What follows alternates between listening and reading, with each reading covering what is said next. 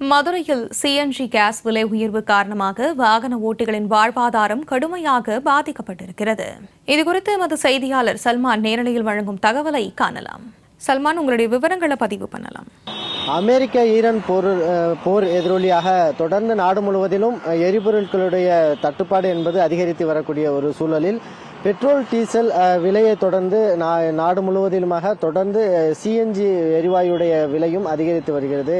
குறிப்பாக மதுரையை பொறுத்த மட்டிலும் கடந்த 2 வாரத்தில் ஏற்கனவே கடந்த 2 வாரத்திற்கு முன்பாக 1 கிலோ சிஎன்ஜி என்பது 89 ரூபாய்க்கு விற்பனை செய்யப்பட்ட நிலையில் இன்றைய தினம் 93 ரூபாய் 40 பைசாவிற்கு விற்பனை செய்யப்பட்டு வருகிறது. 3 ரூபாய் 50 பைசா அளவிற்காக விலை உயர்ந்திருக்கக்கூடிய நிலையில் சிஎன்ஜியை பிரதானமாக வைத்து நம்பியிருக்கக்கூடிய சிஎன்ஜி வாடகை வாகன ஓட்டுநர்கள் கடும் சிரமத்தை சந்தித்து வருகின்றனர். அவர்களுடைய வாழ்வாதாரமும் கேள்விக்குறியாகி இருக்கிறது. அதே போன்று இந்த சிஎன்ஜி வாகனங்களுக்கு பயன்படுத்தக்கூடிய சிஎன்ஜி எரிவாயுடைய அந்த அவுட்லெட் என்று சொல்லக்கூடிய அந்த பகுதிகளில் போதிய சிஎன்ஜி எரிவாயு கிடைக்கப்படாத நிலையில் ஒவ்வொரு வாகன ஓட்டிகளும் நீண்ட நேரமாக 1 மணி நேரத்திற்கு மேலாக ஒவ்வொரு வாகனங்களுக்கும் நிரப்புவதற்காக காத்திருக்கிறார்கள். அதனால் அவர்களுக்கு போதிய அந்த வாகனத்திற்கான சவாரி கிடைக்காமல் ஒவ்வொரு வாகன ஓட்டிகளும் கடும் சிரமத்தை சந்தித்து வாழ்வாதாரத்தை இழந்து தவித்து வருகிறது.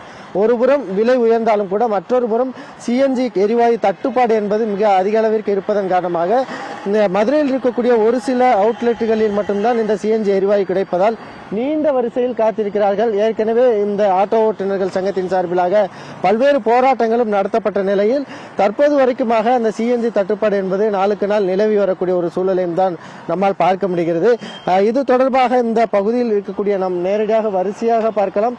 இந்த பகுதியில் மட்டும் கோமதிபுரம் பகுதியில் இருக்கக்கூடிய அந்த சிஎன்ஜி எரிவாயு நிரப்பும் இடத்தில் மட்டும் ஒரு 1 கிலோமீட்டர் தூரத்திற்காக அதிக அளவிற்கான ஆட்டோக்கள் மற்றும் தனியார் கடை வாகனங்கள் இருக்கக்கூடிய காட்சிகளை பார்க்க முடியும். இப்போ இந்த சிஎன்ஜி தட்டுப்பாடு அதிகமா இருக்குது, அது மாதிரி விலையும் உயர்ந்திருக்கு. எவ்வளவு பாதிப்பா இருக்குங்க சார்? இது கேஸ் போடுறதுக்கே ஒரு வேலையை அடைகிறோம். குறிப்பிட்ட டயத்தில் சவாரி பார்க்க முடியல. ரொம்ப பாதிப்பு தான். பொருளாதாரம் ரொம்ப மோசமாக தான் போகுது. வேற வழி இல்லாமல் ஓடிக்கிட்டு இருக்கு. இதை விட்டுட்டு நாங்கள் வேற என்ன வேலைக்கு போக முடியும்? இந்த வேலை தான் பார்க்க முடியும். விலையும் கூடிக்கிட்டே இருக்குதுல்ல நாளுக்கு நாள், அதையும் எப்படி பார்க்குறோம்? அதான் வாகனங்கள் பெருகிக்கிட்டே போகல சார். எங்களுக்கு வாடகைலாம் ஏற்றி கேட்க முடியாது. வேற வழி இல்லாமல் வாழ்ந்துகிட்டு இருக்கோம்.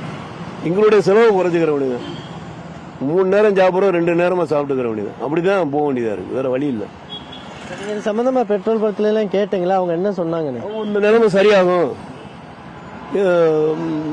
இதுல சண்டை நடக்கிறதுனால விலை உயர்வு இருக்கு, உங்களுக்கு சிஎன்சி தட்டுப்பாடு கொஞ்சம் கொஞ்சமா குறையும். எனக்கு வண்டி எடுக்கும்போது கார்பரேஷன், இந்தியன் ஆயில் கார்பரேஷனே பேசினாங்க.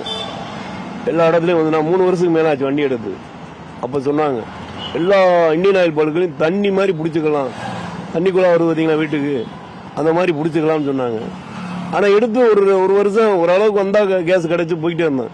இப்போ ஒரு 3-4 மாசமா ரொம்ப டிமாண்ட், கிடைக்கவே மாட்டேன். ஒரு மணி நேரம் 1.5 மணி நேரமா ஆயிடுது. பாதிப்பு தான் சார். காலை ரொட்டீன் வேலை பார்க்க முடியல. இப்ப பிடிச்சிட்டு போறோம், வேலை இல்லாம உட்காந்துருப்போம்.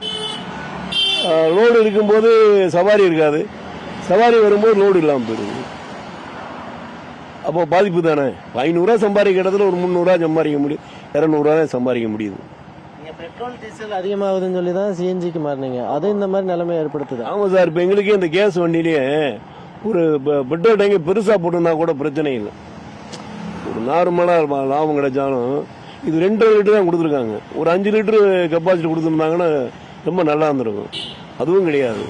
இல்ல கேஸ் எங்காச்சும் ஒரு 6 கிலோ 7 மாதிரி பிடிக்கிறாங்க. ஒரு ரூபாய் நின்று பிடிக்கிறோம், ஒரு 250 கிலோமீட்டர் ஓடுற மாதிரி பிடிச்சிருந்தா அது கொஞ்சம் லாபமா இருக்கு. ஏன்னா நின்று போறதுக்கு அடுத்த நாள் நிக்க வேண்டியது இல்லையில, ஒரு நாள் நிக்க வேண்டியது இல்லையில, அதுவும் கம்மியா இருக்கு. இதே போன்றுதான் ஒவ்வொரு ஆட்டோ ஓட்டுநர்களுடைய மனநிலையும் இருக்கிறது. ஏனென்றால் ஒவ்வொரு வாகன ஓட்டிகளும் இது போன்று குறைந்த அளவிற்கு தான், ஒரு காரை பொறுத்த மட்டிலும் 8 லிட்டர் அளவுக்கு தான் அவர்கள் 8 கிலோ அளவிற்கு தான் அவர்களால் சிஎன்ஜி நிரப்ப முடிகிறது. அதே போன்று ஆட்டோவை பொறுத்த மட்டிலும் 2 முதல் 3 கிலோவுக்கு தான் நிரப்ப முடிகிறது. எனவே ஒவ்வொரு முறையும் அவர்கள் ஒரு 500 ரூபாய் அளவிற்காக வருமானம் ஈட்டிய பின்பாக மீண்டும் இதே போன்று சிஎன்ஜியை ஃபில் பண்ணுவதற்காக ஒவ்வொரு அவுட்லெட்டுகளிலும் அவர்கள் நீண்ட நேரமாக காத்திருக்கக்கூடிய ஒரு சூழ்நிலை சூழலில் சிஎன்ஜியுடைய விலையும் நாளுக்கு நாள் அதிகரித்து வருவதால் ஆட்டோ ஓட்டுநர்களும் வாடகை கார் ஓட்டுநர்களும் வாழ்வாதாரத்தை இழந்து தவித்து வருகின்றனர்.